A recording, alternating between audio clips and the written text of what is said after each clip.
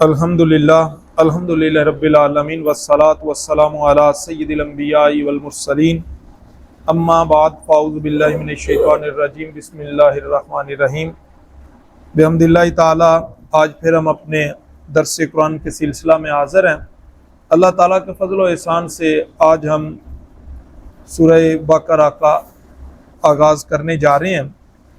فرمایا الف لام میم، یہ حروف مقطعات ہیں، اور حروف مقطعات ایسے حروف کو کہا جاتا ہے جو الگ الگ کر کے پڑھے جاتے ہیں، باقی حروف ملا کر پڑھے جاتے ہیں اور مقطعات کو ہمیشہ الگ الگ کر کے پڑھا جاتا ہے۔ اور ان کے معنی کے بارے میں مفسرین کرام نے فرمایا کہ یہ اللہ اور اللہ کے رسول کے درمیان راز ہے، یا ان کا معنی اللہ جانتا ہے یا اس کا پیارا رسول جانتا ہے۔ اور اگر یہ کہا جائے کہ صرف اللہ جانتا ہے اور رسول اللہ صلی اللہ علیہ وسلم نہیں جانتے، تو پھر اس کا مطلب یہ ہوگا کہ اللہ نے اپنے محبوب سے ایسا کلام فرمایا ہے جو وہ نہیں جانتا، تو یہ اللہ تعالیٰ کی شان کے لائق نہیں ہے، بلکہ وہ ایسا کلام فرماتا ہے کہ جس سے وہ کلام کر رہا ہو اسے وہ کلام سمجھ آتا ہے۔ اس لیے ہمارا یہ عقیدہ ہے کہ اس کا معنی اللہ بھی جانتا ہے اور اس کا پیارا رسول بھی جانتا ہے۔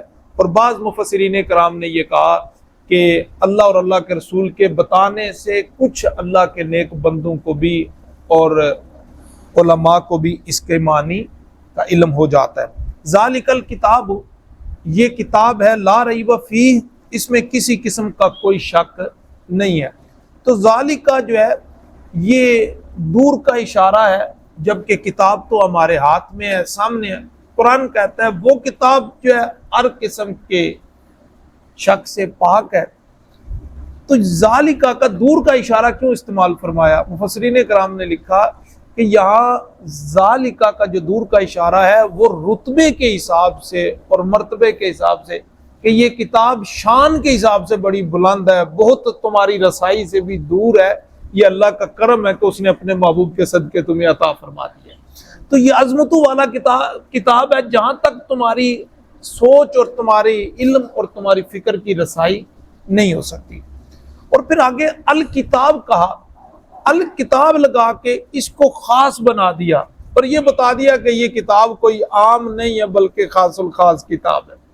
اور جب بھی کتاب پر الف لام آتا ہے تو اسے مراد قرآن ہوتا ہے، اور اگر الف لام کے بغیر آئے تو پھر کوئی دوسری کتاب مراد ہوتی ہے، جیسا کہ اقبال علیہ رحمہ نے کہا کہ لوح بھی تو قلم بھی تو تیرا وجود الکتاب۔ تو الکتاب کہا یعنی وہاں الکتاب سے مراد کیا ہے؟ قرآن مجید ہے، کہ آب گینہ رنگ تیرے محیط میں آباب۔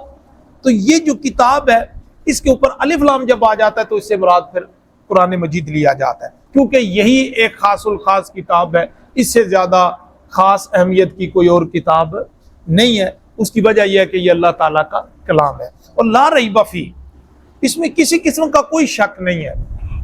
اور یہ دلیل ہے اس بات کی کہ یہ کلام الہی ہے، یہ کسی انسان کا بنایا ہوا کلام، لکھا ہوا کلام نہیں ہے، کیونکہ انسان نے لکھا ہوتا تو انسان کا مزاج بھی بدلتا ہے، اس کی طبیعت بدل جاتی ہے، خیالات بدلتے ہیں، فکریں بدلتی ہیں، نظریات بدل جاتے ہیں۔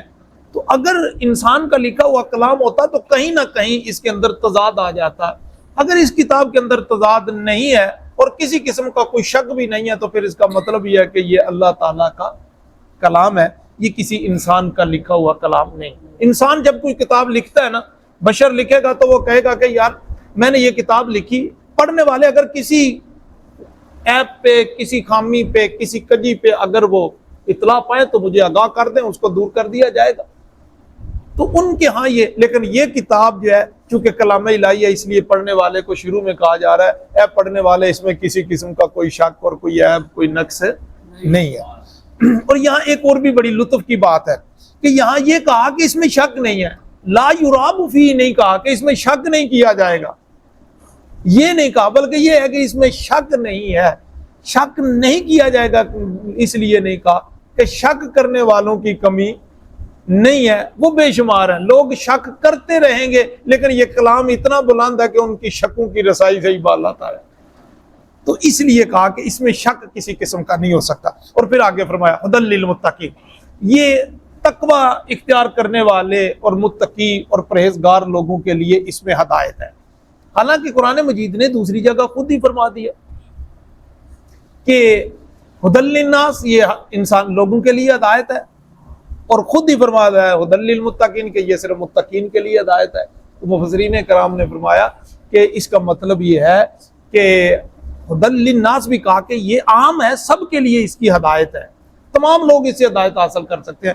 لیکن کیا ہے، اصل جو اس کی ہدایت کا فائدہ اور اصل جو اس کی فیوز و برکات ہے وہ انہی لوگوں کو نصیب ہوں گے جن کے دلوں میں تقوی ہوگا۔ اور تقوی کیا ہے؟